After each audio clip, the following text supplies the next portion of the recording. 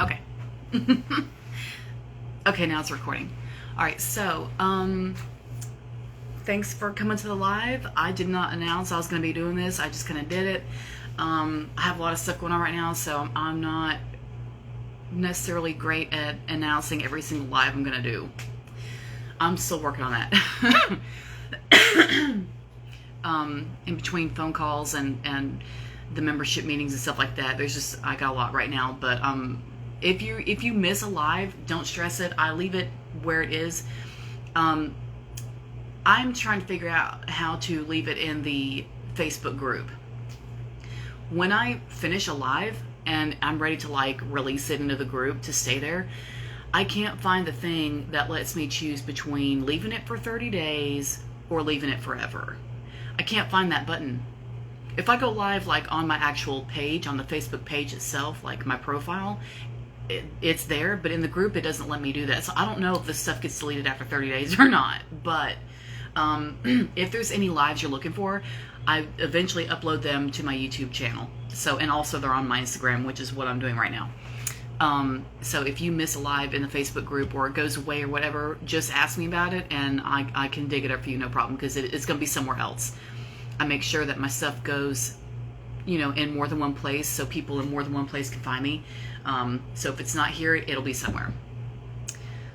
So here's what we're going to do. This is going to be about how to rebuild yourself after the narcissistic partner enmeshes their identity in with yours. This is, something they do. And the reason they do this is because they don't have their own foundation for their own identity. They just don't. This is somebody who was neglected severely in infanthood or toddlerhood, what have you.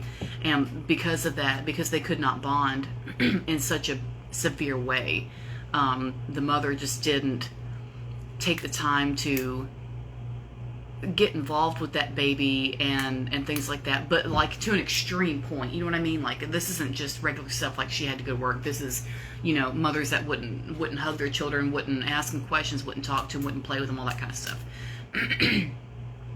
And mothers who do that, there's no telling what's wrong with them. Well, we'll never know. But they have problems. Something's wrong, which is why they do that. And they don't bond with their child. And boy babies especially, they react a lot worse to that, than girl babies. I think they take it a lot harder. And just silly stuff like, Mom was even telling me a story the other day where she was holding my brother when he was a baby, and she was in the kitchen doing something, and he reached for something he wasn't supposed to have. And all she did, she never hit us, but like all she did was that, to get his hand off of whatever it was he was reaching for. And she said that he couldn't catch his breath. So like, and that's so typical. I don't remember witnessing that myself, but I believe it 100% because he just went, like the world was ending. So boys take it a lot harder when their mothers don't baby them. But so, and that was normal. That wasn't even, neglect or anything like that. So when they experience real and true neglect and real and true disconnect, it really robs them of any kind of personhood or identity for themselves, and they grow up just like an empty shell. So when they get involved, quote unquote, emotionally involved with other people, they kind of aren't emotionally involved because they don't connect in such a way a lot of times.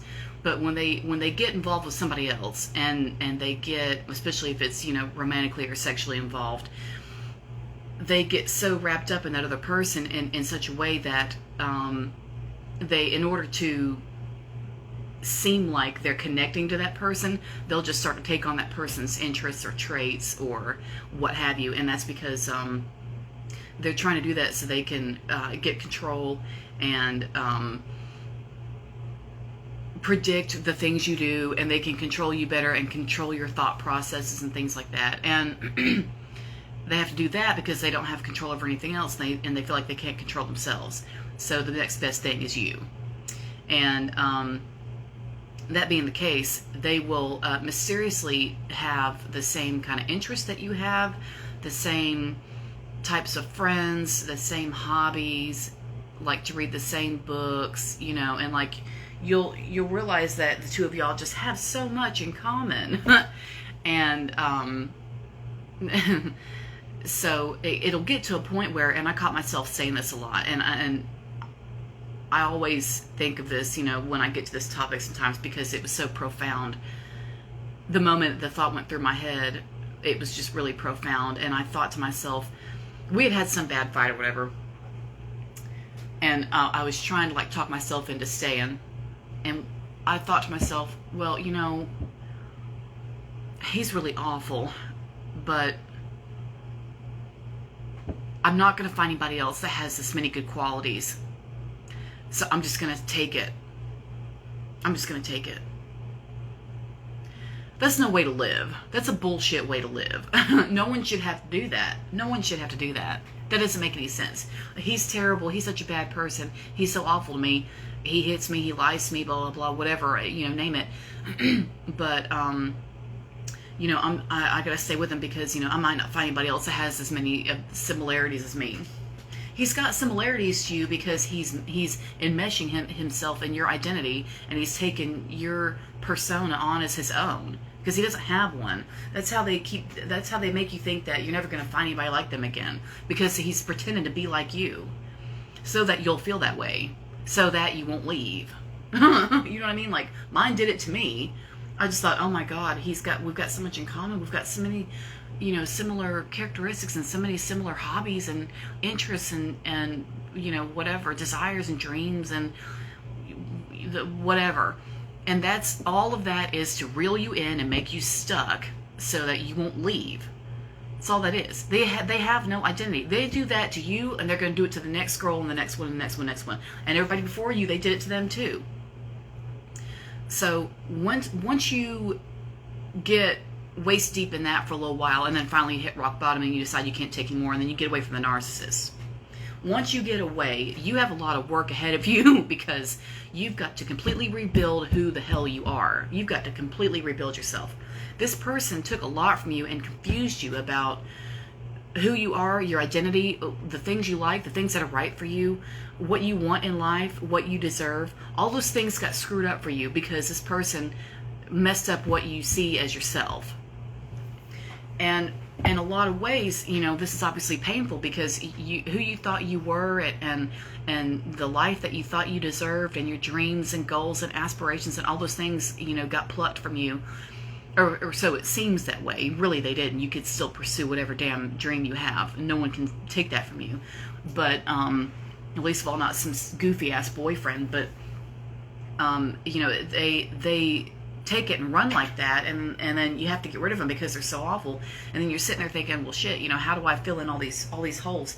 You can fill those holes in with whatever you want. Whatever you want. There are no limits in this universe. This world is too big to be tearing yourself up over one SOB. It's too big for that. So, and it's hard to realize at the time because you're so crushed by what they've done, and it's hard. But you have to just take some time with yourself. Take your time with yourself and just do it little by little and just rebuild little piece by little piece. And you can do that any way you want. If you want to get a notebook and write down, for example, things that you used to like to do. Think about yourself before the narcissist, before you lost your mind, and think about parts of yourself that you would admire if you were somebody else watching you. You know, like your good qualities or your good habits or your goals or something like that, or good things that your friends have told you about yourself that would make you feel good if you heard it. All those qualities about yourself, all those things about you, you can still hang on to that and revive it and bring it back and live it. You can still have all that. That person, even though he enmeshed with you, because he was nothing but an empty shell, doesn't mean that he took that stuff with him when he left or when y'all split and that you're left with nothing. You still have all of you there. But rebuilding yourself is going to be a pain in the ass, because you've got to teach yourself that you deserve all that stuff all over again. Because once the narcissist leaves, they build you up and they build you up and they build you up, and then once they go, you're feeling rock bottom, because it feels like they've taken everything from you. When really, they'd have us think that, but the real truth is deep down, at the core, at the base, they didn't take shit from you. They'd like to, because they have nothing on the inside. They'd love to, have you thinking that they've robbed you of your entire livelihood and everything else. They can't take that shit from you. Don't listen to that. He wants you to feel that bad, because then he wins. But that's not it.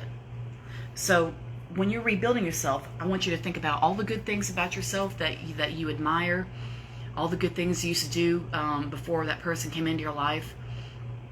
I want you to think about your inner child and what your inner child wants. If you need to do a meditation for that, or like a guided thing or whatever, or listen to a story about it, or go to therapy about it, or do a meditation with me, or whatever you feel like doing. Look into your inner child, see what's going on with her, ask her questions. If she doesn't say anything and remains silent at first, that's okay. She's just not ready to talk.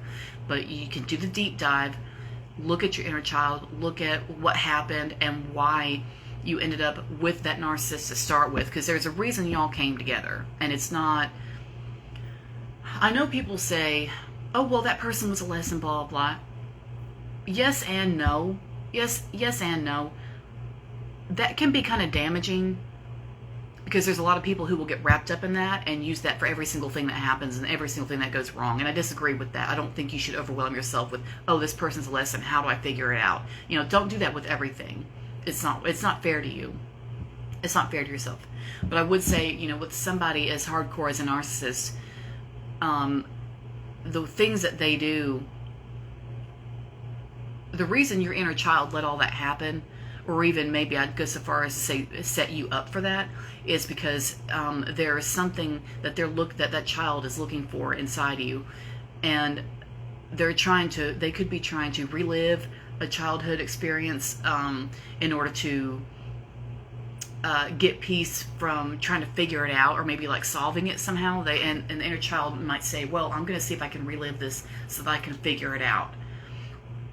And sometimes you end up doing the same thing over and over again until you realize the pattern, whatever that may be. And then, and then you can start piecing it together, and then things will make sense. And that's one way to look at it. And that is something that's a method I have used, and it does work. I've used it for myself. I've used it for others. I've used it for clients, done that. It works.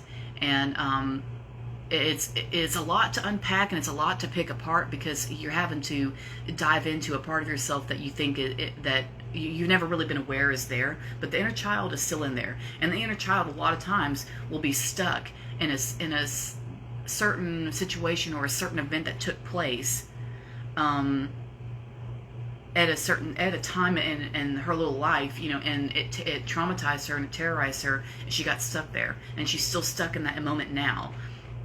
And the reason she is allowing the narcissistic partners into her life is because there's something that they're going to do that is going to reanimate that experience that she's hurting from, so that she can relive it again and try to figure it out and try to do it a better way, or try to solve it, or try to figure out how it was her fault and things like that. And there's a lot of like self-hurting, self-sabotaging things in that. Oh, let me figure this out so I can see where I went wrong. A child will say that. Children are awful about blaming themselves for things that are not their fault. It's the most heartbreaking shit ever. That's the most heartbreaking shit ever. Is when a 5 or a 10-year-old says, well, shit, I can't believe I did that. I can't believe I let this happen. And that's awful. It's never the kid's fault that something awful happened to them. Never. I won't believe it. So your inner child is in there saying the same thing. You can't hear her because you haven't been in tune to her. That doesn't mean you can't get in tune now. Because you can. But you just got to stop and listen. And But you can, if it helps, if you're good, with notebooks and stuff like that, get yourself a notebook, write some things down, write down your ideas, write down qualities and things about yourself that you admire that you had before the narcissist came in and just wrecked everything. And write that stuff down and ask yourself, and be real with yourself. Ask yourself, okay, now, am I really disconnected from this? Or have I just been too distracted to do it and plug into this quality or feature or hobby? Or do I think I don't deserve to do this anymore? Am I afraid to do it because, he kept telling me I wasn't allowed to do such and such, and now I don't want to do that hobby or be that way? Because I had boyfriends tell me that that I had a lot of work to do on myself, and that I was a bad person and I need a lot of improvement. And which is damned amazing, but anyway. Once they get between your legs is when the cockiness really skyrockets. It's unbelievable how much they change once they screw. It's unbelievable how much they change, and that's not narcissistic men. That's just kind of how a good damn many of them are. Mental diagnosis or not, but they they can train you to think that you shouldn't be doing something. And women are awful for listening to it. We're awful for listening. Oh, well, I shouldn't. Well, he says I can't, blah, blah. Are you shitting me? No, we're not doing that. So we're not here to ask permission. That's not how this works. That's not how this works. So from now on, you're going to quit asking permission to experience things. You're going to quit asking permission to express things. And you're going to quit asking permission to do things you enjoy or do things that feel good to you. And it doesn't matter what that is. I don't care if it's something people taught you to be ashamed about, like, eating a lot of candy or masturbating or something crazy like that. I don't care. It is, if that's what you want to do it. You know what I mean? Because a narcissistic partner especially will enmesh with you and have you thinking that y'all are the same person, and then start telling you, I've noticed that you blah, blah, blah. You should really work on that. And what's messed up about that is that they can convince you of that because they have molded with you in such a way that you'll be under the impression that y'all are so similar that maybe it'd be a good idea to listen to him because y'all have so much in common. Do you see what I mean? That's what they do. The whole thing is a mind game. The whole thing is a mind game. It's a circus. That's all it is. It's just entertainment. It's for entertainment purposes only. And it's not it's not sincere, it's not legit, it's not anything. It's just a bunch of bullshit, as the foundation with, bullshit painted on top. It's not. So you don't have, so all of the things that he told you about what you need to work on and how you're a bad person and how you should improve on this, improve on that, and you really need to rethink, blah, blah, blah. Maybe you should start going to the gym, maybe you should start working on your morals. But I want you to drop all of that. I want you to drop it, set it down, let it sink to the bottom of the ocean and forget about it. There was something wrong with you before you ran into this person. You probably had some heartbreaking things inside you that you need to work on, and you need to soothe and nurture and love and transform and replenish in some ways, to help yourself out. But you're not a bad person that, needs to work on yourself so that you'll no longer be a bad person. He'll have you think that because it's easier to control you when you hate yourself. But you don't really have that wrong with you. And I know, because if you found my content and you're in my circles and you're trying to learn and you're trying to better yourself, there's a good ass chance it's not really anything wrong with you, because you're here to learn and you're here to open your heart and you're here to expand and understand things and try to do better. And that's not the same as somebody who is truly a bad person, who truly does need to work. Because a lot of those bad people who really do need to work on themselves, like the narcissist, don't think there's anything wrong with them. They think they're perfect. They're too busy running their mouths telling everybody else what they need to do. And that's not you. So anything that was said like that you remember, you drop it. You set it down like heavy luggage and you walk away. So, and it can take some time to learn how to do that. That's not something that can be done overnight all the time. Some of that stuff, it gets embedded. I've had a client who was trained by one of her old boyfriends that she was overweight no matter what she did. And she's got a new guy now, and he's good to her, and he's wonderful to her, wonderful. But she still worries about how she looks because it was ingrained in her by that one idiot. And that's what I mean, it takes a long time. She's doing better now, like she's improving in leaps and bounds, but I'm just saying, some of that stuff stays, and I don't want you to feel like you've got to hang on to that, or that there was some truth to it or anything like that, because there's not. Everything the narcissist says, no matter how good it sounds, if it's what do you call it, constructive criticism or not, or whatever, don't listen to any of it, and don't look back on any of it and ask yourself, I wonder if that was true. We're not doing that. We're not doing that. That's not what this is about. So you write your list about things about yourself that are good. If you're having trouble with that, and you're feeling so bad that you're not able to do that, I want you to get in touch with your friends or anyone who knows you. And I want you to not be afraid to be real with them and just say, can I ask you something? What good qualities do you see in me? Because I'm really having a hard time here, and I just need to hear something positive. And just say it. Just say it. There's nothing to be afraid of. You're not doing the wrong thing. You're not bothering anybody. If someone wants to be an asshole and like not respond or tell you the wrong thing or whatever, just ignore it. That person, their opinion doesn't matter. Don't get hooked on the things that just turn out to not be true anyway. You know what I'm saying? Get in touch with people who know you, know your character, and who you know will tell you the right thing that you need to hear, because it is the truth. You are a good person, and we're here to rebuild you.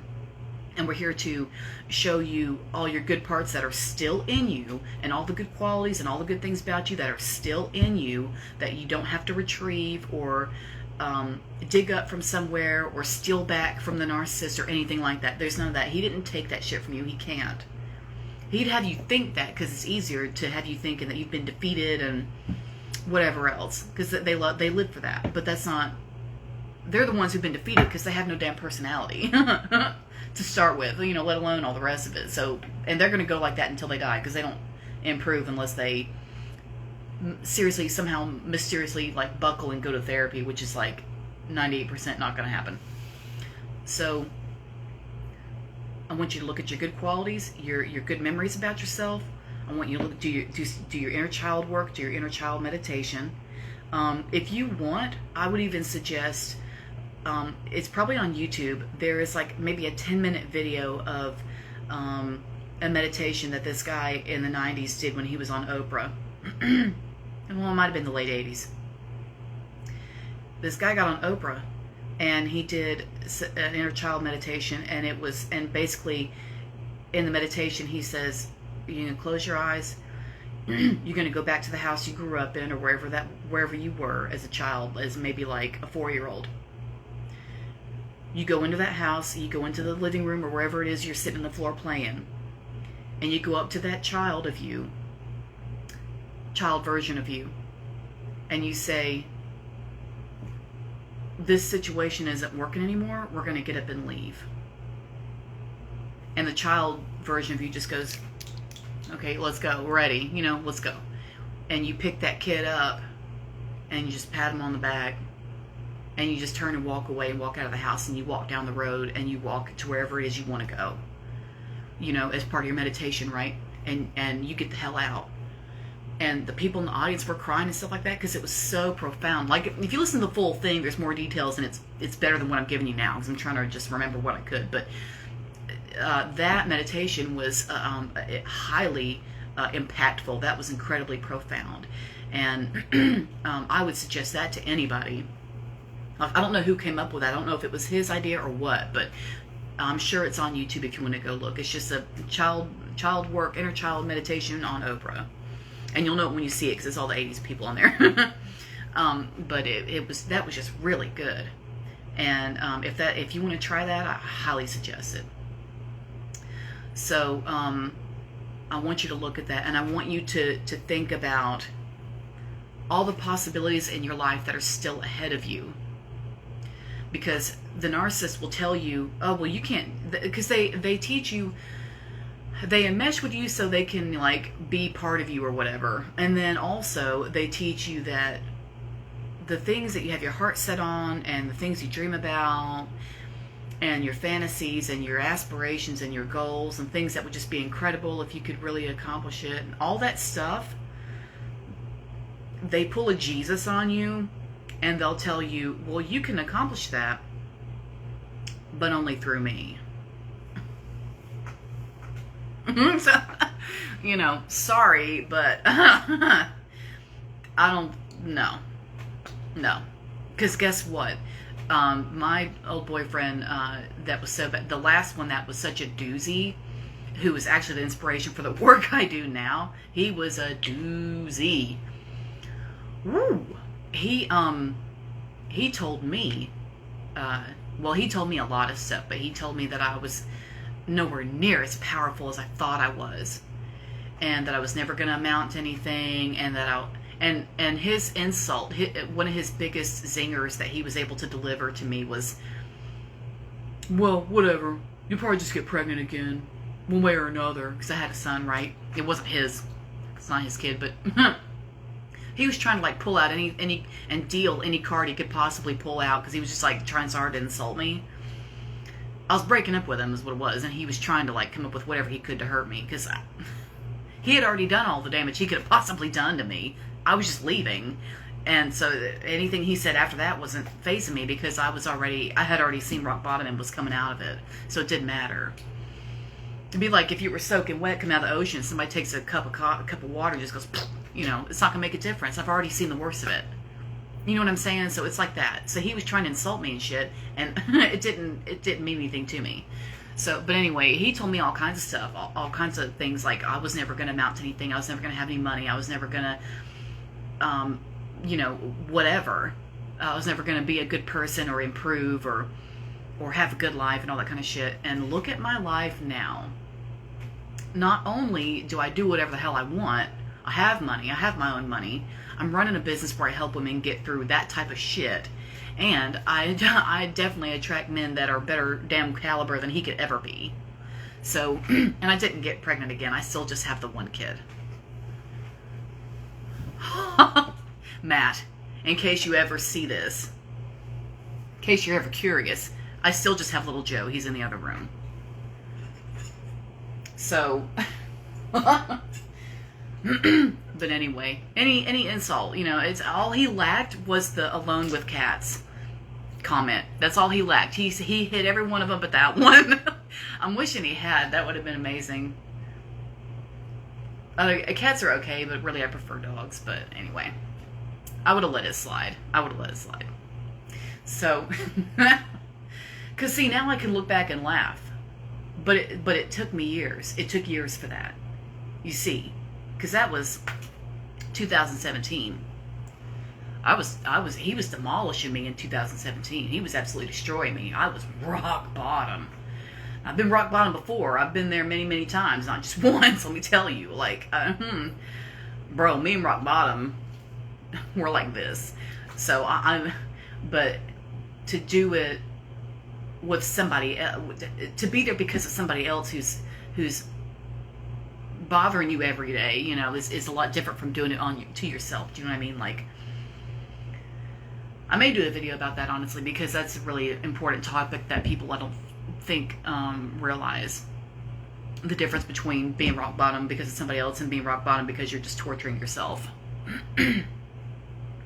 So, but when you're rebuilding, I want you to understand that he has not taken anything from you, period. He has not taken anything from you, but also he has not taken anything from you that you cannot get back somehow. And look, and I don't care, I know they talk about material goods. Men, you know, have a tendency to mention money every time a woman starts talking about she's going to leave. Oh, well, I bought you blah, blah, blah, you better fucking give that back. And so, he had bought me a few things, but he used to wear my lingerie, and I was going to try to be open-minded and let it go.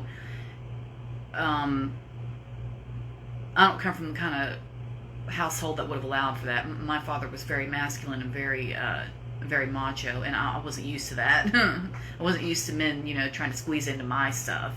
Just wasn't used to that. But I thought, no, I'm going to let it go. I'm going to let it go. And let a lot of things go. So when he told me, when I was trying so hard to break up with him for like the last time, he told me, well, you better fucking give everything back that I fucking made for you or bought you or blah blah, gave you, whatever. That really wasn't that much. Like, I still bought my own shit. I was running my own business at that time. I wasn't doing coaching. I was making jewelry. But shit, I had enough money to, like, do for myself. I still make the jewelry, too. Breaking up with him didn't stop me from that. I still make the jewelry. It's on my Etsy, which is the link is on my website if you want to go look at it. It's Miranda's fault, but I think it's etsy.com/shop/Miranda's fault.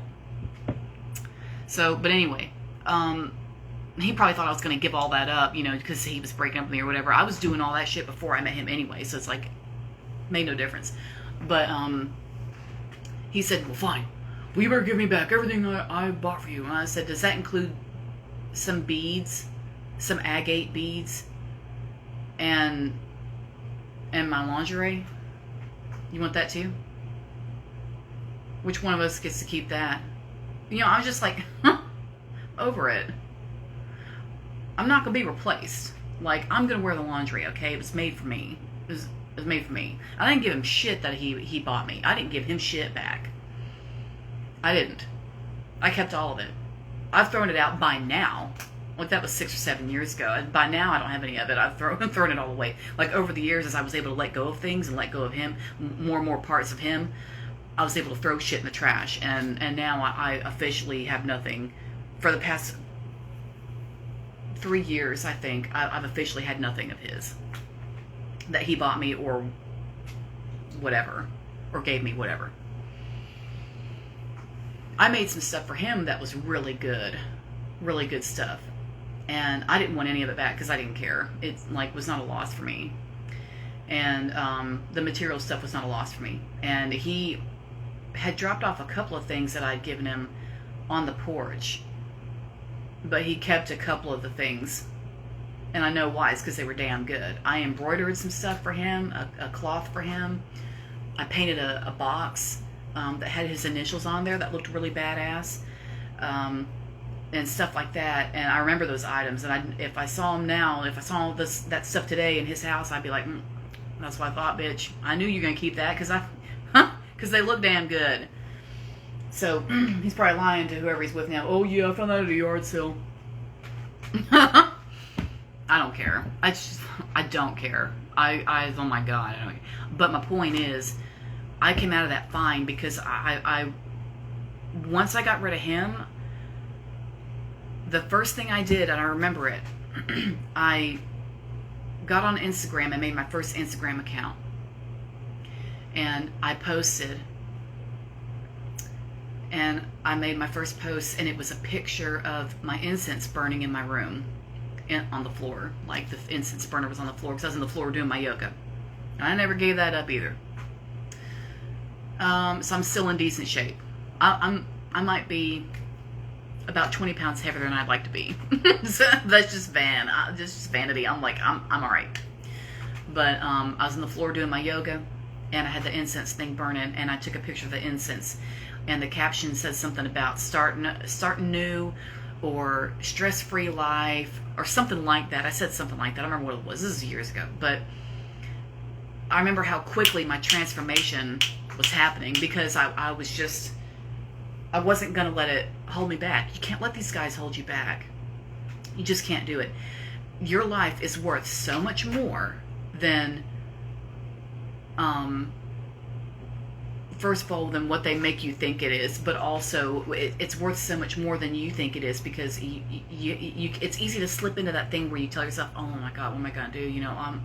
And they have you hating yourself and all that kind of shit. And once you see that really you were a good person before you met the narcissist, before you got all that information about how you were a bad person or whatever they tell you, yeah, that's not true. You're a good person before they come into your life to instruct you. And putting yourself back together can be, a lot of it can be difficult because you're going to cry through a lot of it, because you're going to feel like you're having to find pieces of yourself that feel like they're lost. They're not, they just got buried. Those pieces got buried, but they're not lost. And you have the chance now to dig up those pieces, reactivate, reanimate, breathe life back into, colorize those pieces of you, those parts of you that just got muted for a little while. They just got muted. Hit the mute button. That's it. That's all. Those pieces didn't die out. They're not dead. Those pieces of you are not dead. It feels that way, but it's not. It's really not. And, in the end, you're going to see who came out on top. And it's not going to be that son of a bitch. It's just not going to. Because they're going to turn around and do that to every other person they run into, because they don't have any real and true personal power. They don't walk into a room and think to themselves, no matter what happens today, everything's going to be fine because I'm in control of my own life and I'm a good person and my word matters and I can stand by it and my integrity shows and I've got a good reputation because I'm sincere and I'm honest and I'm a hard worker and I've got good character and I've got good qualities and I've got good people in my life. And most people don't think of all that when they walk into a room and see a group of people. You know what I'm saying, though? Like, when you walk into a room or when you're around other people, you can be sure of yourself for those reasons. You can be sure of yourself for those reasons. And that's practical. That's not selfish. That's normal. To me, it is. Somebody might tell you it's selfish, and if they do, to hell with them. You shouldn't be considered selfish just because, you believe in yourself or whatever. If you know you're a good person and you have, like I say, you have integrity and you're a hard worker and people know who you are and they know you've got a good reputation and shit like that, you don't have anything to worry about. The narcissist has a lot to worry about because, like I say, they lack all that shit and they lack basic damn personality because they have no idea who they are because their mommy didn't hug them enough. And so now they're so damn confused about who they are and their interests and their personality and their identity and their character and everything about them, their demeanor, the way they carry themselves, their opinions, all that stuff changes from person to person that they associate with because they're trying to mold to that person so they can control them better, because they'll have them thinking that they've got so much in common that, that person ought to listen to their opinion, listen to their input after a while, because we're so alike. So maybe you should listen to me. You know what I'm saying? Like, you wouldn't listen, like, you may not be as compelled to listen to somebody who's totally opposite from you, because they wouldn't understand a certain situation that you're coming from. Do you know what I mean? But someone who's similar to you, who has been through similar things, has a similar kind of brain, a lot of times that might be somebody that would be easier to get an opinion from because you trust them because y'all have a lot in common and your brains work the same. And that's somebody who you would be confident that they understand you better. Do you see what I mean? Does that make sense? So the narcissist has a way of making that happen by paying attention to every single thing you do and taking notes. And it's a damn shame. It's a crying shame because really these people, like full-blown, diagnosed or not, but full-blown real and true NPD, they're so good at what they do. They're so good at what they do. I really, truly, genuinely, deep down from the depths of my soul, believe that these people ought to have some job working for the government or something. Because they ought to be working to serve the public because they're so good at what they do with the mental tactics and the psychological shit. They're so good at that. I want to know why they don't go and get a job like tracking down pedophiles or something. Or something like that, or animal abusers or child abusers or something like that. I want to see you put that to work for good. You're obviously good at manipulating the hell out of people. You don't want to get paid $200,000 a year to go chase people down and serve the community. Put that to use. I don't know. If you're not going to go get therapy for it, at least use it for good. Shit. So, I mean, that's just my opinion, but whatever. So, but anyway, But I've had that thought in the past about some boyfriends. I think, damn, you know, you've destroyed me, but why don't you go out and destroy people who deserve it and get paid for that? There's jobs where you can go and do that.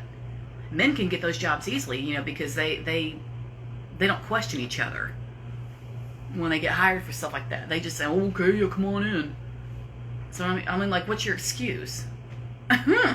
So, anyway, I'm gonna leave that. I'm gonna leave it at that for now. I think that's good enough live. That's long enough. I figure that's enough information for y'all to digest and, you know, whatever, do your thing. Y'all know where to find me. You know, check my website, track me down, Instagram, Facebook, whatever, YouTube, all the rest of it. I'm on TikTok now. I am also going to, I had an idea right when I started recording this. I had an idea. I have a spare phone. So I am probably going to, from now on when I do my lives, I'm going to do Instagram Live, which I have right here with my phone, Facebook group live, and my other phone, I'm going to do TikTok live. Unless I can pull it up here on the desktop website, which maybe I can, and that way I don't have to worry about the other phone. But I always have a spare phone, at least one. My son has like 3.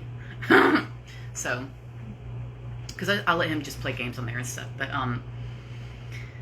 he's not on social media. It's not that. He just plays games and shit. But anyway, and he likes to make videos of himself doing stuff.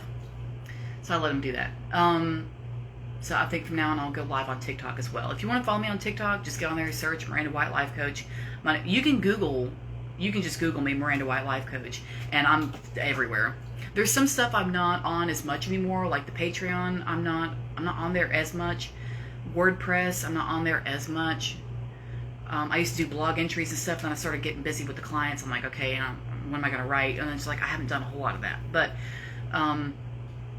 my content that I do post is like my words, my written stuff would be the blog entries for the other websites, if that makes sense. I also have a Tumblr account as well, and I haven't been on there in ages, to be honest. So I don't know what that looks like now, but